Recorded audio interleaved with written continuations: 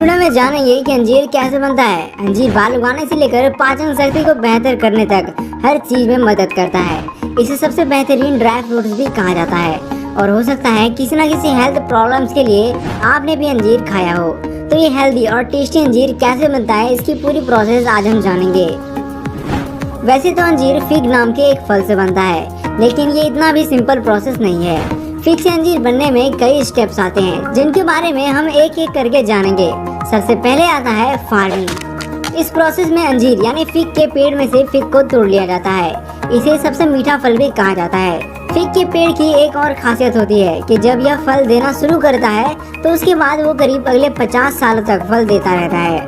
और ये जो फल होता है ये गर्मियों के मौसम में पूरी तरीके से पक जाता है और ये ग्रीन से येलो कलर का हो जाता है, जिसके बाद किसान द्वारा इसे तोड़ लिया जाता है। और तोड़ने के बाद इन फलों को साफ पानी में डालकर कुछ देर के लिए रखा जाता है। पानी में डालने से पहले इन्हें चेक भी किया जाता है कहीं इनमें कीड़े तो नहीं है।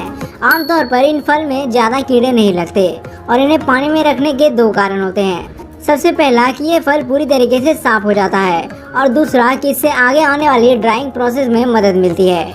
इसके बाद आता है कटिंग प्रोसेस।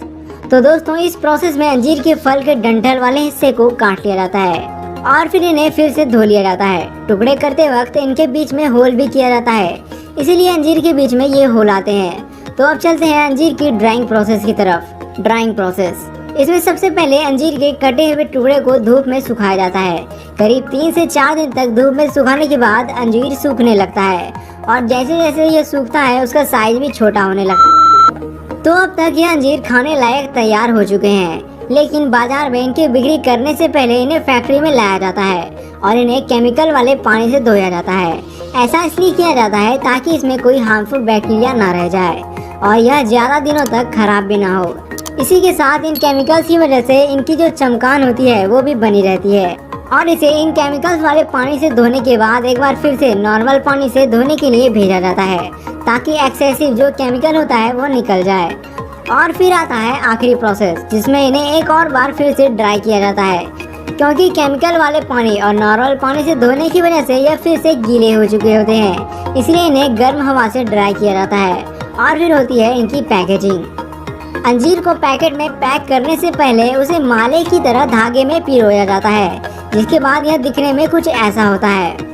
इस प्रोसेस में इसको एक बार फिर से अच्छे से चेक कर लिया जाता है और फिर इन्हें उनके वजन एंड क्वालिटी के हिसाब से इन्हें पैकेट में भर दिया जाता है। आमतौर पर पैकिंग के लिए प्लास्टिक के पैकेट्स का इस्तेमाल किया जाता है और फिर इन्हें मार्केट में सप्लायर्स के पास बेचने के लिए भेज दिया जाता है।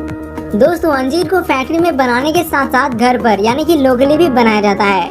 वैसे तो उनके अंजीर मेकिंग प्रोसेस में ज्यादा डिफरेंस नहीं होता है, लेकिन फिर भी कुछ चीजें जो अलग है, जैसे कि ये लोग अंजीर को कट नहीं करते बल्कि उसके जगह पर प्रेस किया जाता है। इस प्रोसेस के लिए पहले तो अंजीर को करीब 7 से 8 घंटे तक सुखाया जाता है और फिर उसके बाद उन्हें कुछ इस तरीके से बर्तन के जरिए प्रेस किया जाता है, यानी कि इसमें एक अंजीर की रिंग पूरा का पूरा अंजीर ही होता है।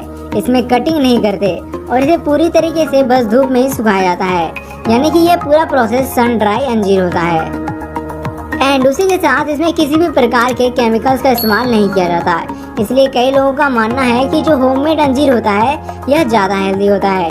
अंजीर में copper, manganese, magnesium, potassium, gallic acid, chlorogenic acid और रूटीन जैसे कई हेल्दी केमिकल्स होते हैं जो हमें तंदुरुस्त रखते हैं। तो दोस्तों, ये था पूरा प्रोसेस कि अंजीर कैसे बनाया जाता है। तो दोस्तों, आपने अंजीर